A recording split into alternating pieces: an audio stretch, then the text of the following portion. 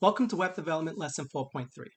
In this video, we're going to see how we can check for a value to exist within a range using the logical AND operator, and also how we can connect multiple decisions together to kind of avoid unnecessary checks. So let's get to it. All right, so let me orient you to our scenario. So we're looking to convert a numerical grade into a letter grade.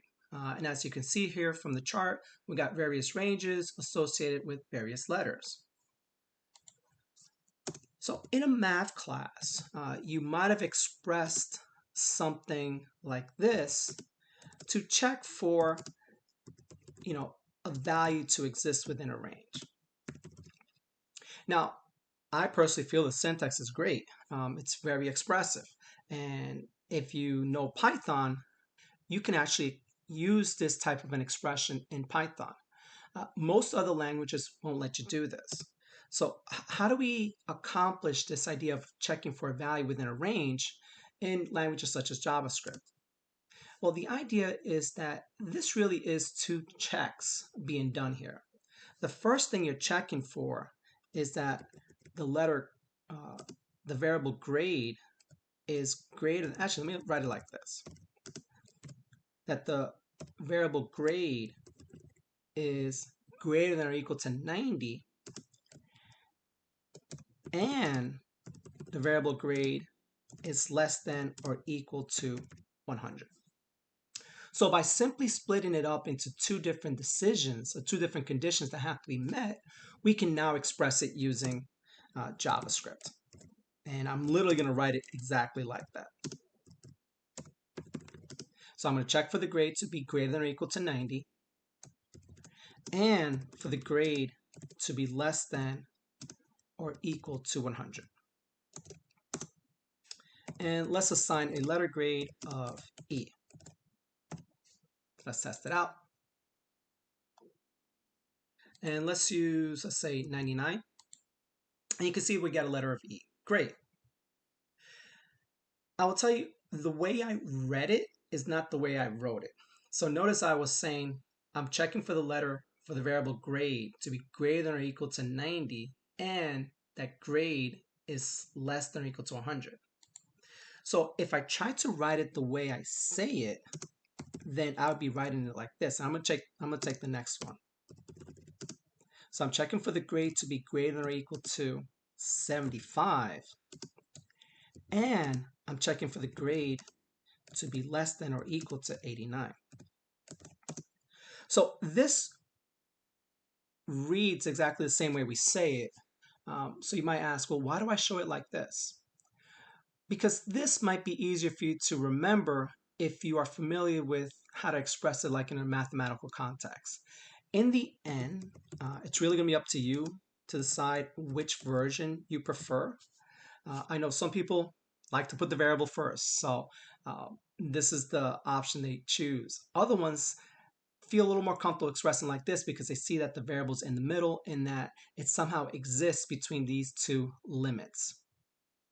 All right, so let's go ahead and let's go ahead and test this out. So I always suggest test the original stuff out, make sure that it's still working, that whatever you introduced new to the program hasn't affected the original outcome. And now let's do 76, and we get the letter S. So let's go ahead and copy and paste this one, and let's do the next range of 65 to 74, and that should be an N. Let's test this out. So real quick, 98 works, 78 works, and then 68 works. Great. So now we got to handle the last one, which is, for the value to be less than. So say grade is less than 65. And let's get this to work. This should be a U. And for the sake of the video, let me just check the last one because we do have some other things to still cover. So let's say a 55 should earn us a U, and it did. So all our decisions work. And notice I simply just use if statements. The issue that arises here, and it's really more from a performance point of view, is the fact that let's say we had a grade of 98. That means this first if statement works. And we determine that our letter grade should be an E. Great. And if we try to use that grade of 98 here, well, it satisfies the first part of the condition, but it fails the second half. Again, that's how the logical AND operator works. So you'll notice that all the other decisions will fail. But guess what? The computer's still making those decisions. It's still trying to check to see if that grade of 98 will satisfy any of these decisions. Well, to help avoid unnecessary decisions, we can take advantage of the else and bring in the if statement next to it. Now, in most courses, this is taught as like a single concept that it's an else if, but it really is the fact that you're embedding an if statement inside the else. But again, for simplicity, it's just easier to think of it as, oh, okay, this is an else if as a single structure. Now, again, alluding back to Python, Python actually has a specific command instruction that's called elif that really is the connection of the else and the if together.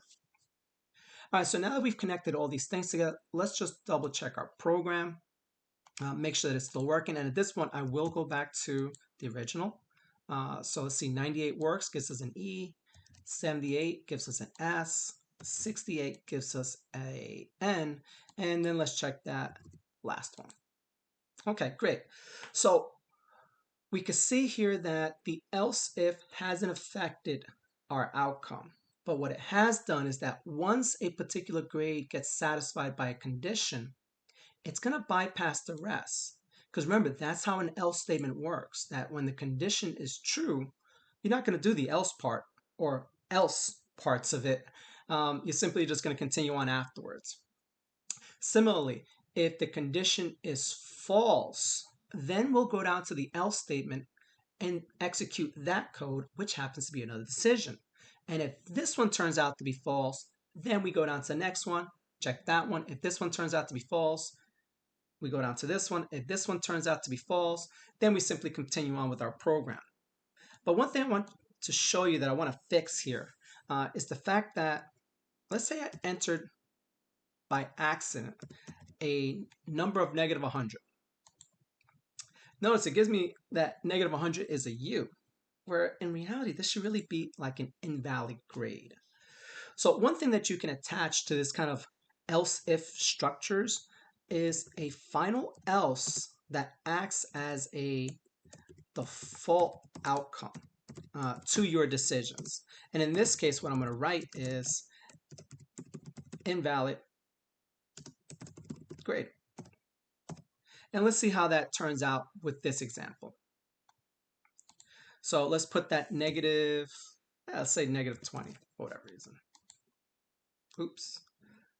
Okay, so we do have to fix something else because guess what? A negative 20 still does satisfy this decision.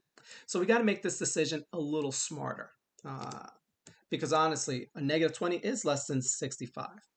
So we're going to add another part to, so we're going to make that final part into a range check as well, where we're going to check for it to be less than 65 and greater than or equal to 0. And that way, the negative 20 will fail on this one and be captured by this default outcome. All right, so let's say negative 20, invalid grade. And if you kind of look at it, there is another set of invalid grades, such as if you go over 100. Over 100 is also an invalid grade. And now let's simply go back and double check that our original outcomes are still working. So 98 gives us an E, an 88 gives us an S, a 68 gives us an N, and then let's check that failing grade with a 45. All right. So let's go back to our presentation and review what we've accomplished in this video. So by using the logical AND operator, we were able to check for a value to exist in a range by simply splitting up that range check into two different conditions. Check to see that it's greater than the lower bound, check to see that it's greater than the lower bound and less than the upper bound of your range. We also explored how we can use a combination of an else with an if in order to bypass unnecessary decisions once one particular decision has been met. We saw that as part of that structure, we can also add a final else statement to kind of capture any other default outcomes we want in our program. So hopefully you're excited about being able to make range checks and connecting your decisions, and enjoy.